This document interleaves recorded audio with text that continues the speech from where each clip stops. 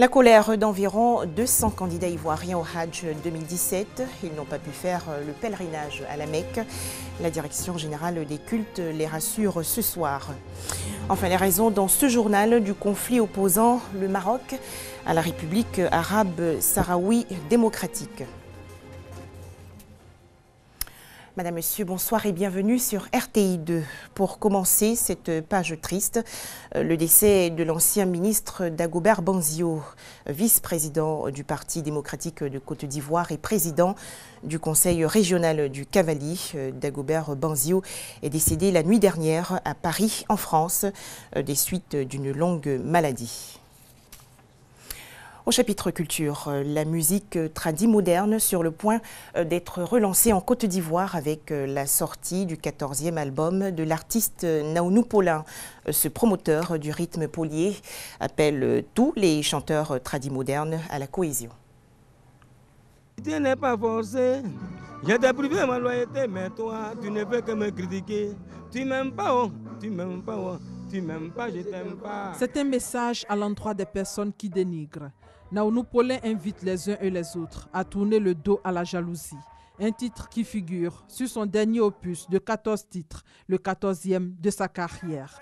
Amour, jalousie, si tu ne m'aimes pas, je ne t'aime pas, des thèmes développés. Ambiance de fête, ambiance électrique à la locodrome de Yopougon, Niago.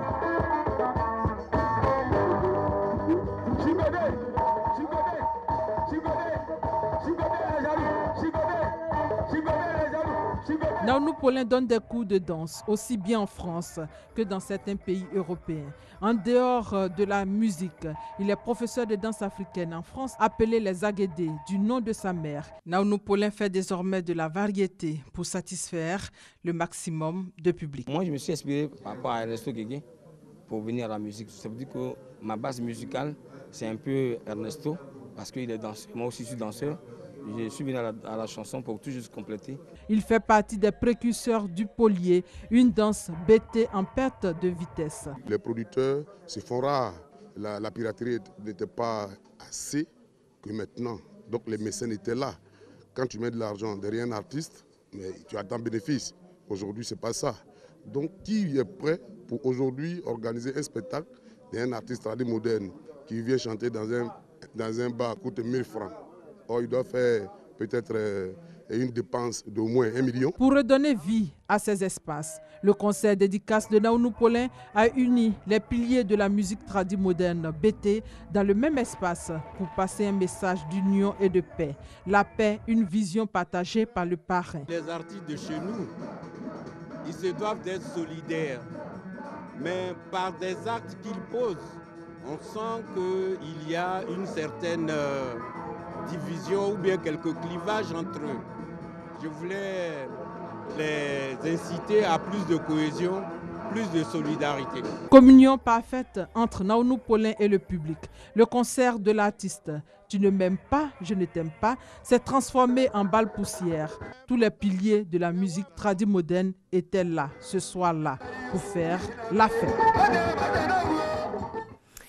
Un tout autre sujet à présent. Environ 200 candidats au Hajj 2017 ont manifesté récemment leur colère dans les rues d'Abidjan. Ils n'ont malheureusement pas pu faire le pèlerinage à la Mecque. La raison, des agences privées n'ont pu mettre à disposition leurs documents de voyage. Les protestataires ont été reçus aujourd'hui par la Direction générale des cultes.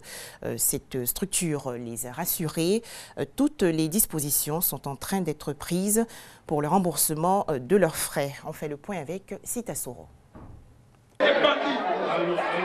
Colère, déception, tristesse chez ces candidats au Hajj 2017.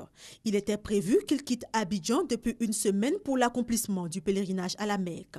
Et depuis, ces candidats sont encore sur les bords de la lagune ébriée, ne cachant pas leur colère, sans vol ni passeport. Je vais faire partie maman à la Mecque.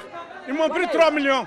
Jusqu'à ce du contraire, il n'y a pas de visa. Je ne sais pas comment ils vont faire. Pour se faire entendre, ils sont sortis manifester, ce qui a amené la Direction générale des cultes à monter au créneau.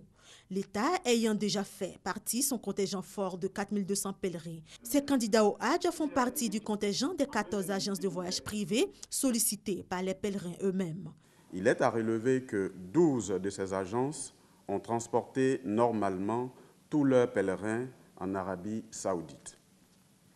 Cependant, les agences privées dénommées Méridien Hajj et Umrah d'une part et EIMPC d'autre part n'ont pu mettre à disposition les documents de voyage de 295 pèlerins, dont 263 inscrits illégalement.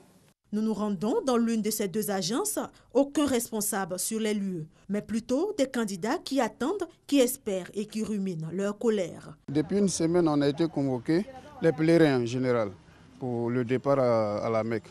Et jusqu'à présent, on n'a pas nos passeports, on ne voit plus, comme on appelle le directeur de l'agence. La direction générale des cultes se veut rassurante. Elle est à pied d'œuvre pour un dénouement heureux de la situation. Les responsables des dites agences de voyage ont été interpellés par la police pour répondre de leurs actes. La direction générale des cultes rassure les pèlerins concernés et leurs parents que toutes les dispositions sont en train d'être prises afin de procéder au remboursement des frais engagés par leurs soins. Par ailleurs, ces pèlerins, s'ils le souhaitent, seront inscrits prioritairement sur la liste du contingent étatique de l'édition 2018 du Hajj. Ce sont au total 5 820 pèlerins qui sont inscrits pour le Hajj 2017, 4 200 pour le contingent de l'État et 1 620 pour les agences privées agréées. Allons maintenant à la découverte d'un quartier situé dans la capitale libanaise, Beyrouth. Ouzaï, si son nom, ressemble à un ramassis de construction, mais en s'aventurant à l'intérieur, on découvre de petits immeubles servant désormais de canevas à l'art urbain. À quelques kilomètres du centre de Beyrouth, c'est un festival de couleurs qui illumine la côte libanaise. À Ouzaï, un quartier oublié de la banlieue, un promoteur s'est lancé dans le projet de repeindre les façades des immeubles. Zakaria est arrivé dans le quartier en 1965 et pour ce pêcheur de 57 ans, le projet a redonné une bouffée d'air à ce quartier déshérité. Avant ce projet, les gens restaient chez eux et y passaient leurs soirées. Aujourd'hui, on voit les gens sortir dans la rue, plusieurs familles se rassembler, fumer la chicha et passer du temps ensemble, comme si ce décor les avait apaisés. Ouzaï est un quartier informel où s'entassent des constructions désordonnées et des câbles électriques dans tous les sens. À l'origine du projet Ouzville, Ayad Nasser, né dans une de ces rues en 1970. Son but, briser les stéréotypes de ce quartier, considéré par beaucoup comme un dangereux bidonville. Pour moi, le quartier le plus abandonné du Liban était Ouzaï. Ça fait 40 ans que personne ne s'en occupe. Ni le gouvernement, ni les partis politiques locaux, même pas les habitants. 140 000 $ ont été investis depuis 1 an et demi et près de 140 immeubles ont déjà été repeints. Des dizaines d'artistes libanais et étrangers sont venus à Ouzaï peindre un morceau de façade. Aujourd'hui, quelques volontaires sont ici à leur tour pour s'attaquer à un mur encore blanc, comme Rania El Halabi, une artiste amateur. La couleur rend tout plus beau dans la vie. Et ce projet va bien sûr changer la vie des gens. Déjà, le fait que nous soyons là, que nous communiquions avec les gens qui viennent participer à ce projet, c'est quelque chose de très positif.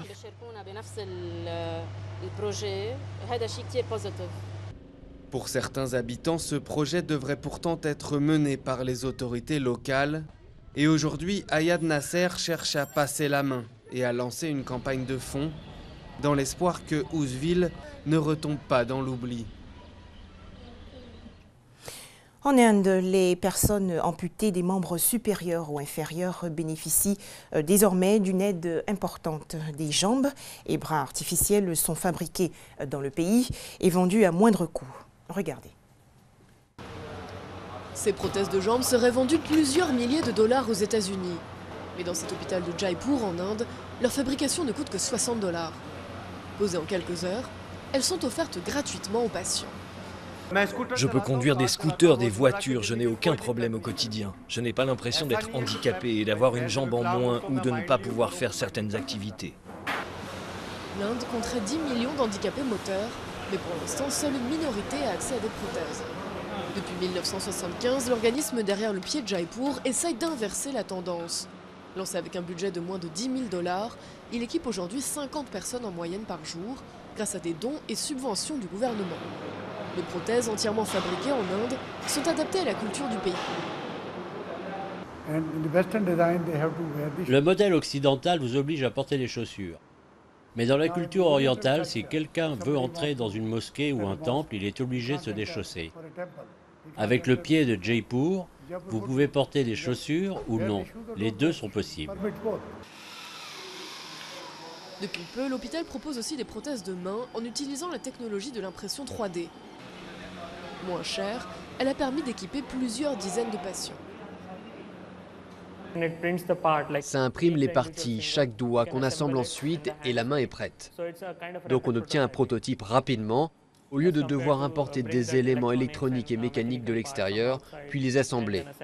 On fait tout ici. Le pied de Jaipur est proposé dans une vingtaine de centres en Inde, mais aussi dans des pays comme l'Afghanistan, la Colombie et les Philippines. L'organisme a aussi aidé à ouvrir des centres indépendants en Asie, en Afrique et en Amérique latine.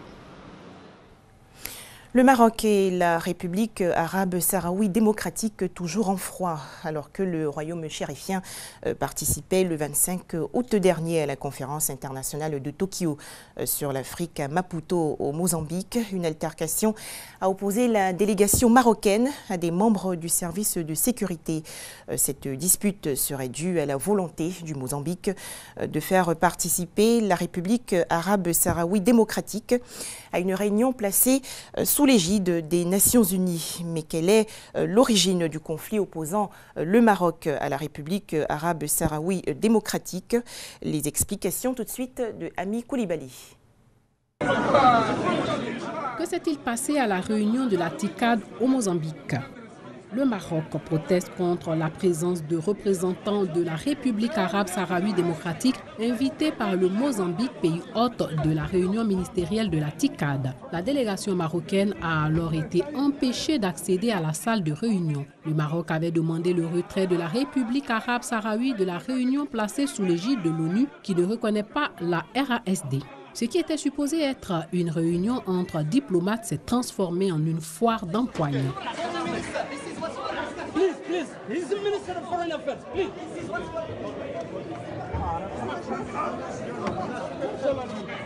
Des vigiles bloquent la porte d'entrée pour empêcher Nasser Bourita, ministre des Affaires étrangères et chef de la délégation marocaine et son équipe d'accéder à la salle. Finalement, les Marocains ont pu rentrer et rejoindre leur siège. Le ministre des Affaires étrangères du Mozambique a introduit les représentants sahraouis dans sa propre délégation et leur a offert des sièges réservés au Mozambique. Les représentants sahraouis étaient donc présents, mais sans étiquette officielle. Qu'est-ce qui divise le Maroc et les Sahraouis? L'histoire du Sahara occidental est celle d'un territoire désertique peuplé par quelques tribus nomades qui n'a jamais été organisé en État-nation. Elle est intimement liée à celle de ses voisins, le Maroc, la Mauritanie et l'Algérie. Après quelques tentatives infructueuses au XVe siècle, les Espagnols en font une colonie entre 1884 et 1975. À la suite du désengagement de l'Espagne en 1975, qui abandonnait ce territoire sans procéder au référendum du peuple sahraoui pour lequel elle était mandatée par l'ONU, les territoires étaient militairement envahis et annexés par le Maroc et la Mauritanie. Le Front Polisario, un mouvement indépendantiste, entreprend une lutte armée. Quand et pourquoi a débuté la guerre du Sahara occidental? En 1975, mais une année avant, en 1974, l'Espagne annonce son intention de se retirer et propose d'organiser un référendum. Le roi du Maroc, Hassan II, s'oppose aussitôt au droit de l'autodétermination du peuple sahraoui. Il considère que le Sahara était marocain avant la colonisation. Comment donc la République arabe sahraoui démocratique a-t-elle été créée? C'est en 1976 que la RASD a été créée par le Front Polisario, un traité de paix. Polisario-Mauritanie a alors signé le 5 août 1979, suivi du renoncement à toute revendication sur le tiers du Sahara occidental obtenu lors des accords de Madrid de reconnaissance du Polisario comme seul représentant du peuple sahraoui. Résultat, annexion de tout le territoire par le Maroc. L'armée marocaine construit 6 murs de 2700 km qui coupent le territoire sahraoui en deux. Qu'est-ce qui a été fait pour trouver une solution à ce problème? L'Organisation de l'Unité africaine, aujourd'hui Union africaine, admet la RASD en son sein en 1984. Le Maroc quitte l'organisation panafricaine la même année. Un cessez-le-feu est signé à l'initiative de l'OUA et de l'ONU, assorti d'un plan de paix qui prévoit la tenue d'un référendum d'autodétermination en 1992. En 2004, Mohamed VI rejette toute idée de référendum. Où en est-on aujourd'hui? C'est le statu quo. Les manifestations de résistance et émeutes se succèdent dans plusieurs villes du Sahara occidental. Depuis son retour au sein de l'Union africaine, le Maroc est dans une démarche très offensive pour délégitimer le Polisario sur la scène internationale. L'offensive s'est poursuivie lors du sommet de l'Union africaine de juillet dernier, où les diplomates marocains n'ont pas hésité à croiser le fer avec les alliés du Polisario. Voilà, c'est la fin de cette édition. Merci de nous avoir suivis. Excellent début de semaine à tous sur RTI2.